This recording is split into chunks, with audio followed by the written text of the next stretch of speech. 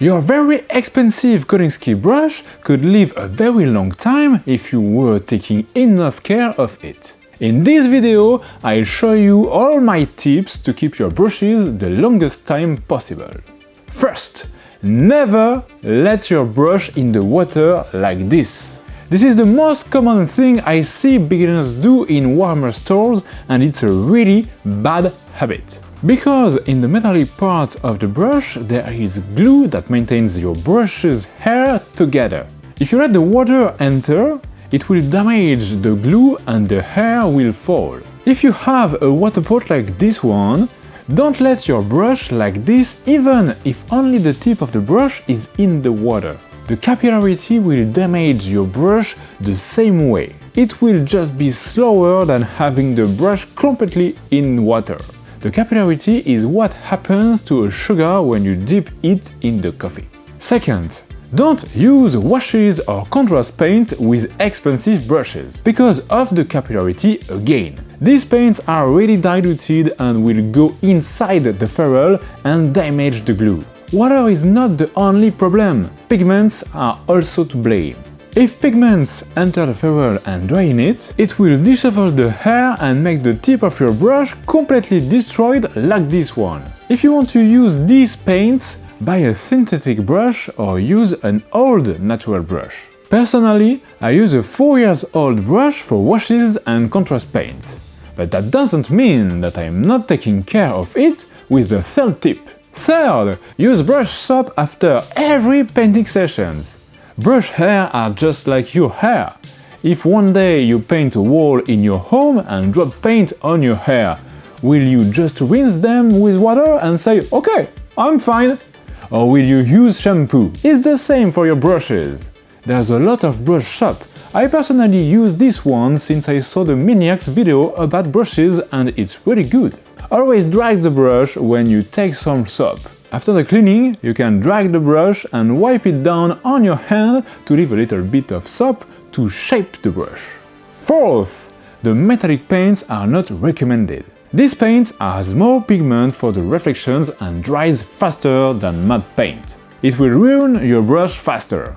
But whereas the contrast and washes, you need a good brush to paint metallics. That's why I have a brush dedicated to this task.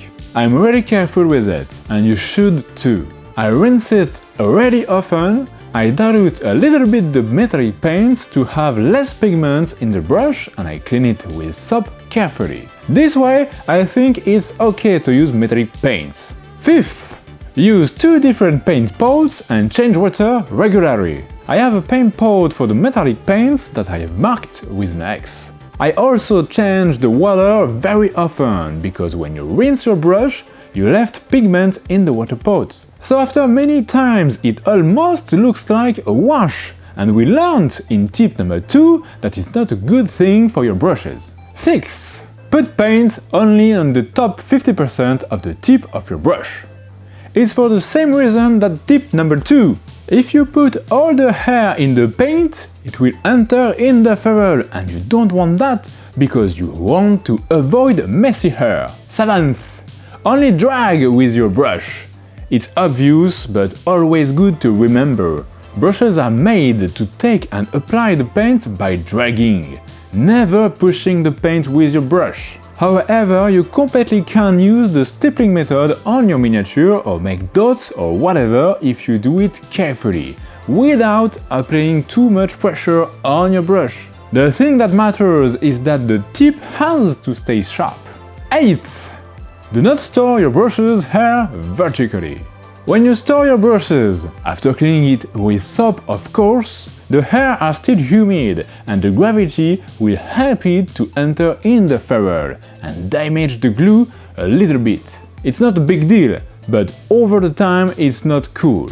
Store your brushes horizontally or, if you can, vertically with the hair facing down. For that, tip number 9 may help.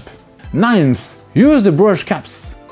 Every expensive natural brushes are sold with this little plastic cap to protect the hair. It's a good idea to keep these caps and to carefully put it on your brush to store them safely horizontally or vertically. 10th, use the right brush for the right task. If you use the wrong brush for the wrong task, that could damage the hair of your brush.